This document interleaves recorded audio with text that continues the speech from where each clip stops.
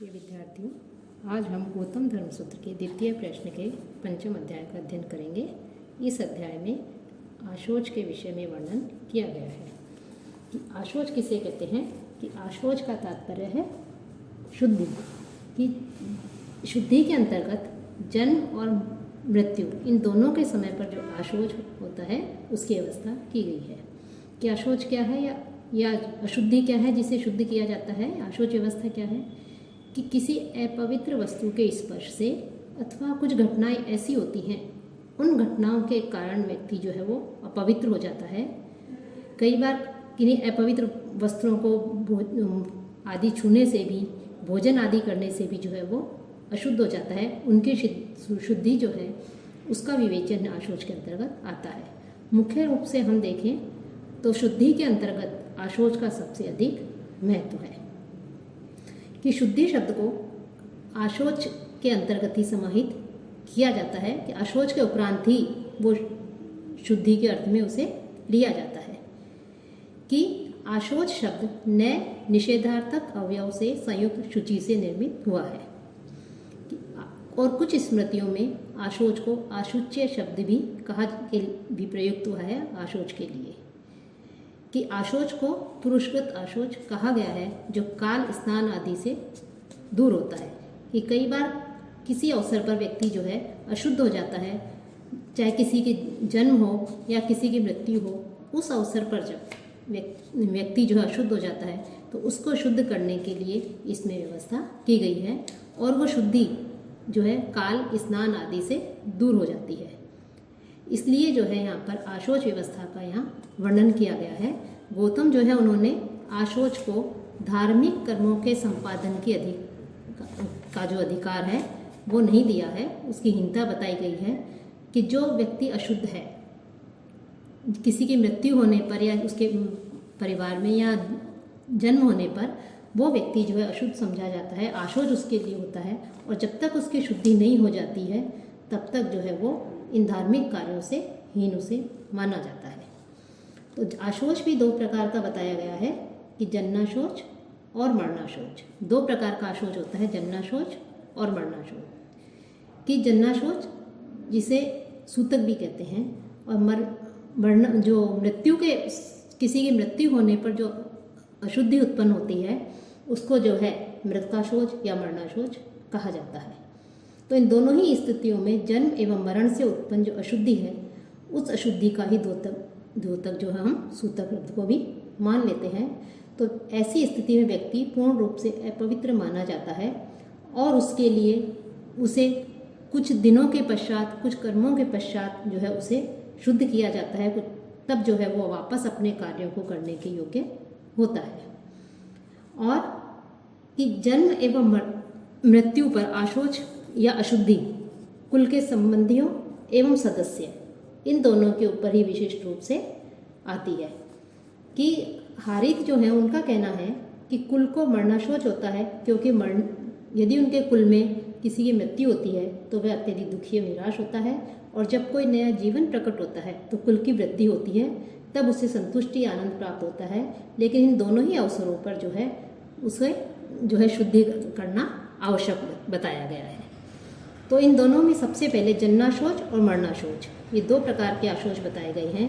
इन आशोचों में सबसे पहले मरणाशोच के विषय में वर्णन करते हुए महर्षि गौतम कहते हैं, शावम आशोचम दशरात्रम ऋत्विक दीक्षित ब्रह्मचारिणाम सपिंडना। कि ऋत्विक कि जिसने वेदों आदि का ज्ञान प्राप्त किया है, यज्ञ आदि कर्म करने में निपुण है, और दीक्षित ब्रह्मचारी इनको छोड़ करके जो सपिंड हैं उनके लिए जो मरणाशोच होता है या मृत्यु विषयक जो आशोच होता है वो 10 दिन का बताया गया है, अर्थात 10 दिन और रात का वो आशोच बताया गया है। कि इनके यदि किसी की मृत्यु हो जाती है इनके कुल में, इनके परिवार में, इनके वंश में, तो इस प्रकार से जो है 10 दिन का मरणाशोच इनके लिए बताया गया है। अब यहाँ पर जो है अगले एक आता है सपिंड। कि सपिंड किसे कहते हैं कि मूल पुरुष से जो पुरुष है अपने कुल में उससे जो 7 पुरुष हैं तब तक तो वो सब सपिंड कहलाते हैं। उसके बाद के 7 पुरुष समान मुदक कहलाते हैं और 7 से 21 पुरुष तक सगोत्र कहलाते हैं।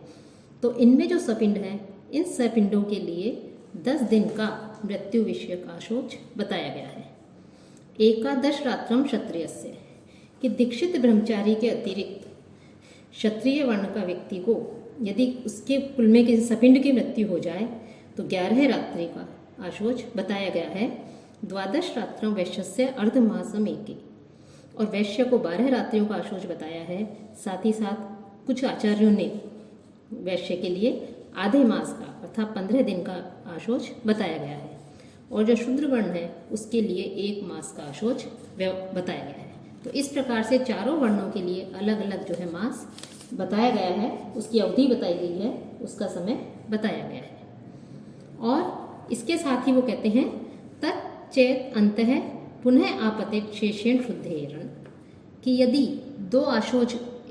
यदि आशोच है, किसी की मृत्यु के विषयक आशोच है, उस आशोच को पूरा होने के भीतर ही, उस आशोच काल के भीतर ही अन्य मृत्यु विषयक आशोच आ जाता है, तो पहले वाला जो आशोच है उसके तो जो दिन शेष बचे हैं, अवशिष्ट जो दिन हैं, उन दिनों में ही जो है शुद्धि हो जाती है। यदि उस समय के भीतर ही किसी की मृत्यु हो जाती है तो पूर्व आशोच का जो बचे हुए दिन है उनमें ही शुद्धि होती है। रात्रि शेषे द्वाभ्याम, यदि प्रथम आशोच की 1 रात्रि शेष रहती है, कि यदि किसी की मृत्यु हो जाती है हमारे कुल में और यदि आशोच चल रहा है, हमारे घर में सूतक चल रहा है, और आशोच पूर्ण होने में जो समय बताया गया है जितने दिन का शास्त्रों में, उसमें केवल 1 दिन का समय, 1 रात्रि शेष रह रही है, और इसी बीच यदि किसी अन्य की मृत्यु हो जाए या दूसरा आशोच लग जाए तो ऐसे समय में केवल 2 दिन में शुद्धि हो जाती है। प्रभाते तीसरी भी, और पहला वाला यदि कोई आशोच है, किसी का आशोच चल रहा है और उसके समाप्त होने ही वाला है, वो उसी के प्रातः काल ही यदि दूसरा आशोच हो जाए तो उसकी शुद्धि के लिए 3 दिन बताए गए हैं कि 3 दिन में उसकी शुद्धि होती है।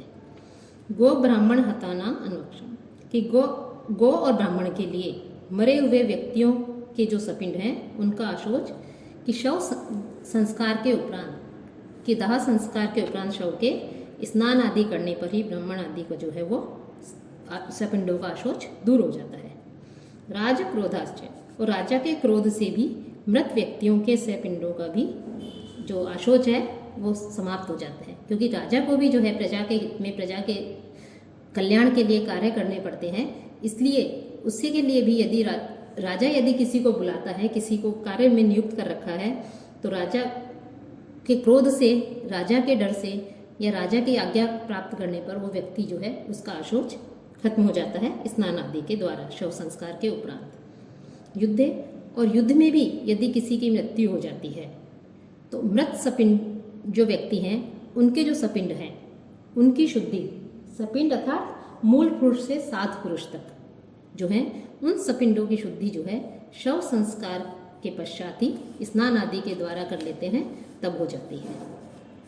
साथ ही साथ इसमें यह बताया कि जो व्यक्ति स्वयं मृत्यु ने आती नहीं है, अपितु स्वेच्छा से मरने वाले जो लोग हैं उनके लिए किस प्रकार के आशोच की व्यवस्था की है, कि प्रायो नाशक शस्त्र अग्नि विषोदकोत बंधन प्रपत्ते निश्चय इच्छता, कि महाप्रस्थान अर्थात स्वेच्छा से मरने वाले जो लोग हैं उनका आशोच, उपवास, किसी ने उपवास रखा और उपवास के अंतर्गत रखते हुए यदि उसकी मृत्यु हो जाती है तो उसके लिए शस्त्र के द्वारा अग्नि, विष, जल, बंधन अर्थात गले में फंदा वगैरह लगा करके एवं गिर करके इच्छापूर्वक या अनिच्छापूर्वक जो आत्मघात करने वाले, आत्महत्या करने वाले जो लोग हैं, उन लोगों के जो सपिंड हैं उनको जब तक शव का दाह संस्कार नहीं हो जाता, तो शव का संस्कार जब तक हो जाता है, अंतिम संस्कार, उसके पश्चात स्नान आदि करके वो शुद्ध हो जाते हैं।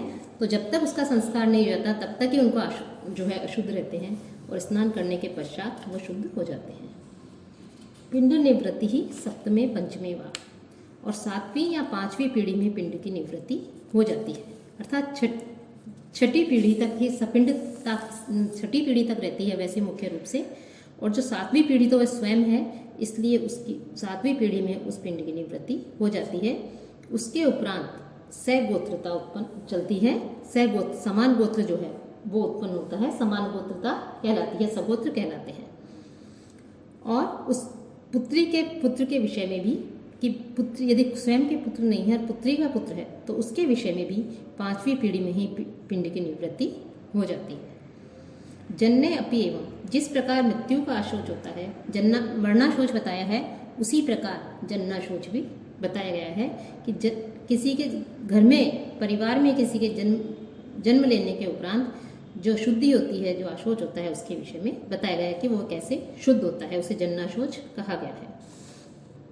कि माता पितरोह तन मातुर्वा, कि जन्म जो है उस जन्म का सूतक माता और पिता को होता है। कुछ विद्वानों का कहना है कि जो जन्नाशोच है वो केवल माता को होता है। गर्भ मास समा रात्रि स्रंसने गर्भस, और यदि किसी का गर्भस्राव हो जाए, गर्भपात हो जाए, तो जितने मास का गर्भ रहा हो उतने दिन का आशोच बताया गया है। त्रयहवा, या दूसरे मास में किसी का गर्भपात हो जाता है तो उसमें जो है 3 दिन के आशोच की व्यवस्था की गई है।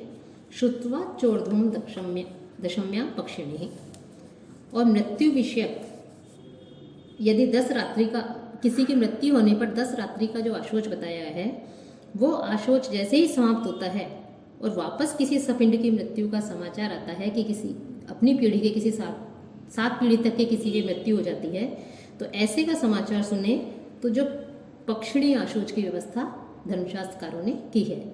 अब पक्षिणी आशोच क्या है? पक्षिणी आशोच है कि 2 दिन और उन दोनों दिनों के बीच में जो रात्रि आती है वो पक्षिणी कहते हैं उसे, या 2 रात्रि और उन 2 रात्रियों के बीच में जो दिन आता है वो पक्षिणी कहलाता है। तो मृत्यु के विषय जो आशोच बताया है, वो जो 10 दिन का आशोच बताया है, उस 10 दिन के आशोच के समाप्त होते ही यदि किसी वापस आशोच आ जाता है सपिंड की मृत्यु के विषय, तो पक्षिणी आशोच की व्यवस्था की है। अर्थात दिन में सुनने पर किसी की मृत्यु का हम यदि दिन में सुनते हैं तो उस दिन, उसके बाद जो रात्रि आती है वो, और दूसरे दिन तक आशोच रहता है। रात्रि में यदि किसी की मृत्यु का समाचार सुनते हैं तो वह रात्रि, उसके बाद का दिन और दूसरी रात्रि तक आशोच रहता है।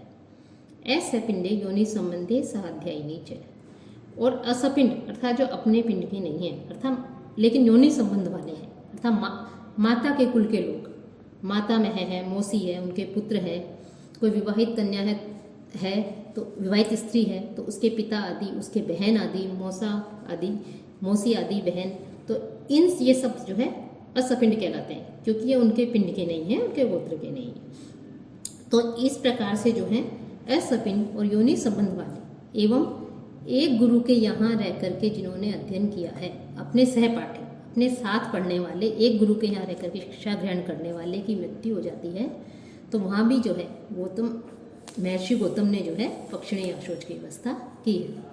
स ब्रह्मचारिण्य एकाहम, और समान ब्रह्मचारी की, कि ब्रह्मचार्य आश्रम में रह करके जिन्होंने एक साथ अध्ययन किया है, ऐसे समान ब्रह्मचारी की यदि मृत्यु हो जाती है तो दिन रात का आशोच बताया गया है।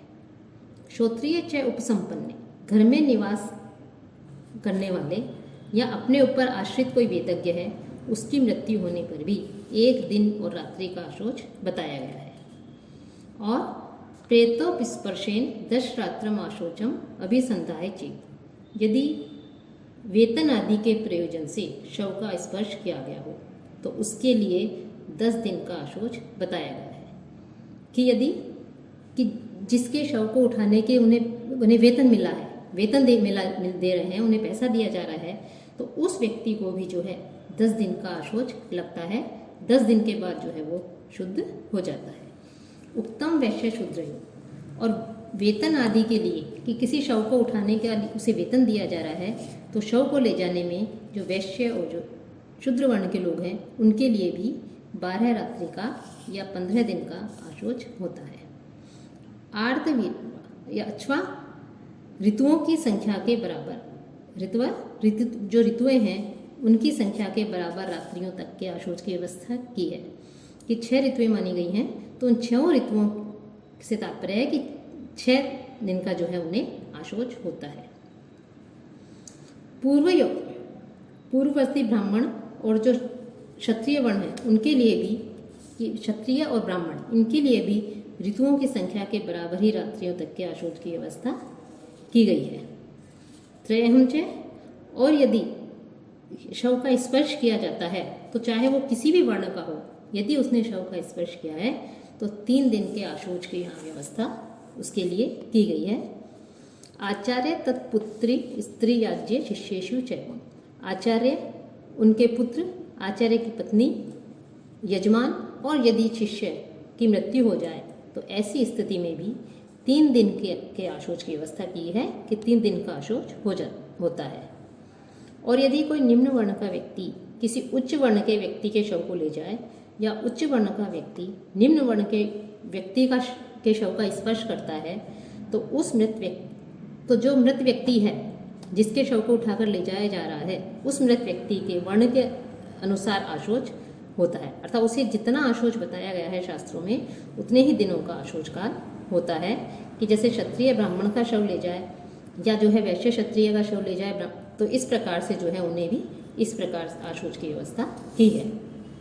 साथ ही साथ कि ब्रह्म हत्यादि किसी ने ब्रह्म हत्या की है, ब्रह्म हत्या जो है उसकी कुछ विशिष्ट प्रकार के निषिद्ध कर्म बताए गए शास्त्रों में कि कुछ विशिष्ट लोग होते हैं उनकी हत्या यदि की जाती है, ब्राह्मण आदि की हत्या करना या अन्य ऐसे पाप कर्म करना, वो भी ब्रह्म हत्या में ही समाहित होते हैं।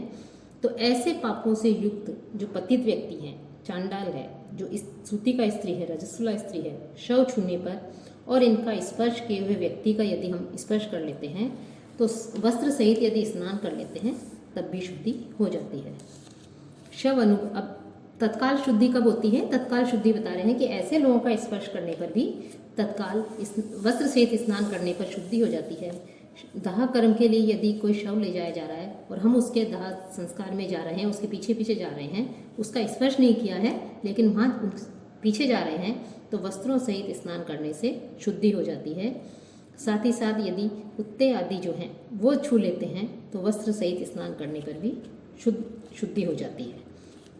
कुछ आचार्यों का कहना है कि जिस अंग का स्पर्श उस निश्वान ने क्या कुत्ते ने किया है उसी का जो है धोने से शुद्धि हो जाती है। उदकदानम सपिंडे ही कृत चूड़स्य, कि जिस मृत व्यक्ति का चूड़ांत संस्कार किया गया हो उसे ही सपिंडों द्वारा उदकदान दिया जाना चाहिए। अब उदकदान की व्यवस्था बता रहे हैं कि पिंडदान या उदकदान जो है किसे दिया जाता है, किसी की मृत्यु हो जाने पर कैसे उसे पिंडदान दिया जाए, उदकदान दिया जाए, किसे दिया जाए। तो इसके लिए कह रहे हैं कि जिस व्यक्ति का चूड़ांत संस्कार हो गया हो तो उसे ही सपिंडों के द्वारा उदकदान दिया जाता है।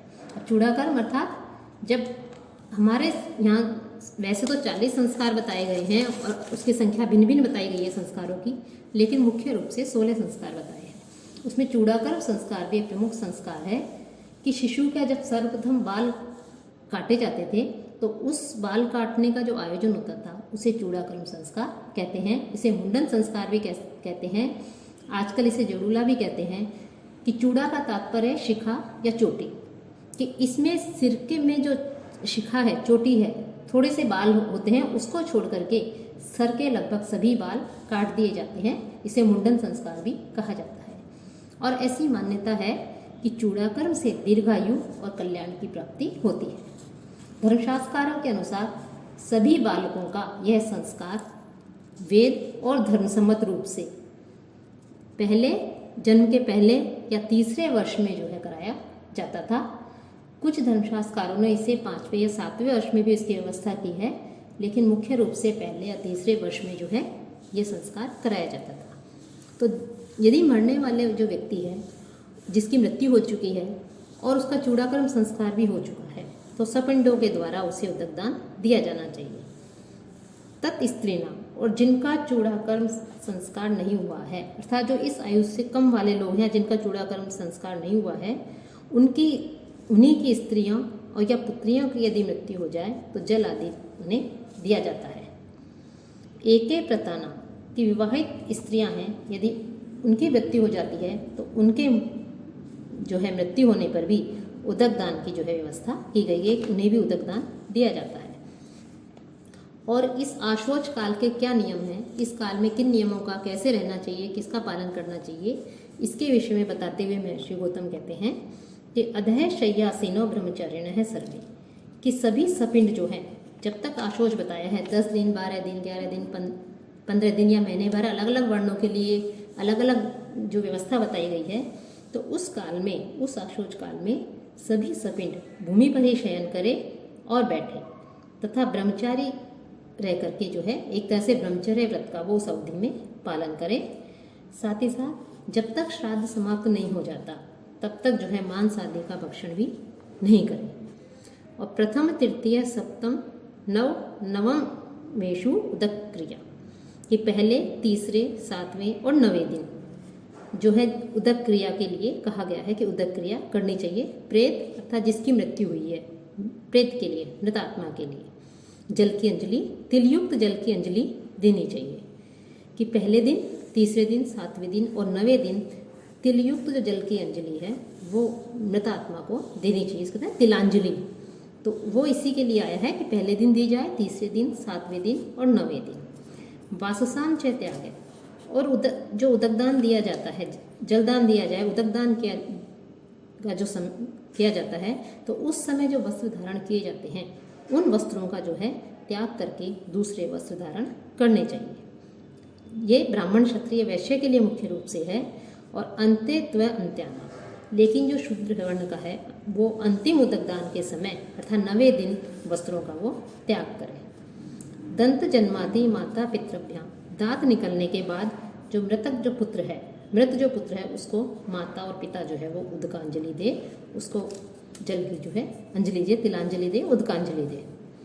और जिसका चूड़ांत संस्कार नहीं हुआ है, ऐसे यदि बालक की मृत्यु हो जाती है, विदेश गए हुए, प्रवास पे गए हुए, परदेश गए हुए, नैष्ठिक या वानप्रस्थ जो परिव्राजक है उसकी, या ऐसा पिंड, अपने पिंड का नहीं है, असपिंडी है, दूसरे पिंड का है, ऐसे की मृत्यु हो जाने पर उसकी जाति वाले जो लोग हैं वो तत्काल, यदि उसके संस्कार के पश्चात तत्काल स्नान करने से ही शुद्ध हो जाते हैं।